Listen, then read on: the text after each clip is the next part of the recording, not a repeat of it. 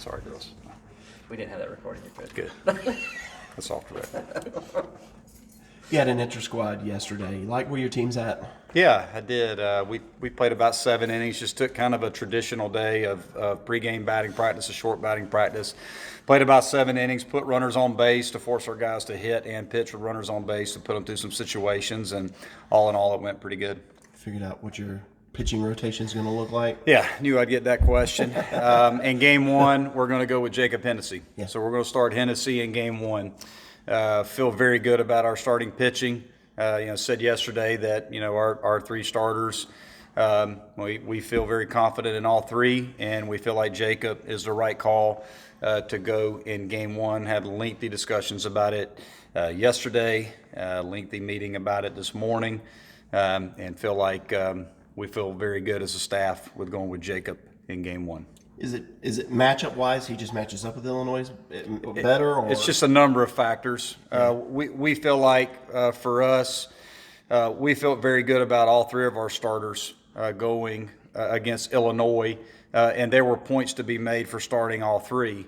But where we settled, we're trying to win this regional, and we feel like to set our pitching up the way that we want to set our pitching up, that going with Jacob in game 1 was the right move for us and for our team. It wasn't so much about or all about the matchup with Illinois as much as it was just trying to set our pitching up with the goal in mind of winning the regional. We all know how important game 1 is, how critical winning game 1 is, but we also understand how critical winning game 2 is. So they're both very, very important, and we're just, again, we made a decision to go with Hennessy with the mindset that we're trying to win this regional. So Matt in game 2 or what? It's another good question. So I came all the way from Charleston just asking. Trying to be as optimistic as possible, but also make sure that we don't undervalue game 1. Right. If the stars align and we're fortunate enough to win game 1, and we're going to do everything we can to win game 1, even if that means compromising future starting plans over the weekend to use certain guys out of the bullpen, we're going to run everybody we can at Illinois in game 1 to try to win game 1. If we're fortunate enough to win game 1, then certainly that would be our plan to go with Clark.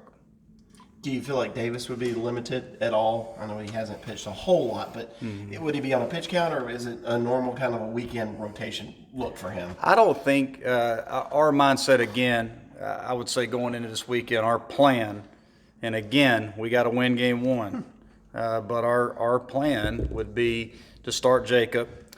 We would have Sharp available out of the bullpen in game 1 if needed.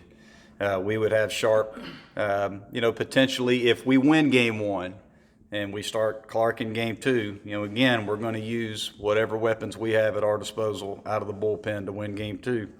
And then we'll see where we're at after that. So that's kind of our plan up at this point. We're trying not to necessarily map out. There's way too many scenarios to try to map out over 3-4 game type scenarios in a regional. We're focusing on our first 2 games. And we feel like, again, Hennessy is the right guy to start in game 1. If we're fortunate enough to get through game 1, and there is a possibility that we could use Sharp in game 1 out of the bullpen to win that game, because we all know how critical that game is, then we'll go with Clark in game 2. But we will cross the bridge of game 2 once we get there. But that would be our plans up to this point. Okay, good. You talked about yesterday needing to make some phone calls, really getting into a scouting report because you weren't sure who you were going to match up against. So how were those calls? How's that report coming along, kind of now that you've had a day to really absorb everything? I've talked to a few folks about Illinois. We haven't talked a whole lot about anybody else in that regional just because, again, we focused on game 1. We have an overview of the other 2 teams. We have some reports on the other 2 teams. I've watched some video on all 3 teams and read the reports on all 3 teams. What we know about Illinois is they have outstanding pitching. Their starting pitching is very good. Their best starter is a left-hander. Don't know what their plans are as far as who they're going to pitch, but their bullpen is the strength of their pitching staff. Their starting pitching is very good, and you look at their pen, the way that they use their bullpen, they have a number of guys, and they use them in short spurts. They'll use them, if the starter gets through 6, they'll go to the pen. They'll use one guy for the 7th. They'll use somebody for the 8th. They'll use somebody for the 9th. They got a closer that's got 19 saves. So their opponent batting average against their pitching staff is .217 on the season, and they're fielding .982. So the strength of their team is their pitching and their defense. They don't make a whole lot of mistakes, and you have to beat them, and they can really shorten the game on you if they have a lead because they can go to their bullpen. They don't have to stretch their starter out because their pen is so good. Offensively, they're very balanced. Just looking at their lineup, they're not a power-driven offense. They have one hitter that has double-digit home runs, but they have a lot of hitters that are hitting in that 270, 280-plus range. So they're a contact-oriented offense. They only have 380-something strikeouts on the season. They don't walk a ton, which tells me that they're a high-contact, a high-frequency swing team that's going to put a lot of balls in play and put pressure on the defense.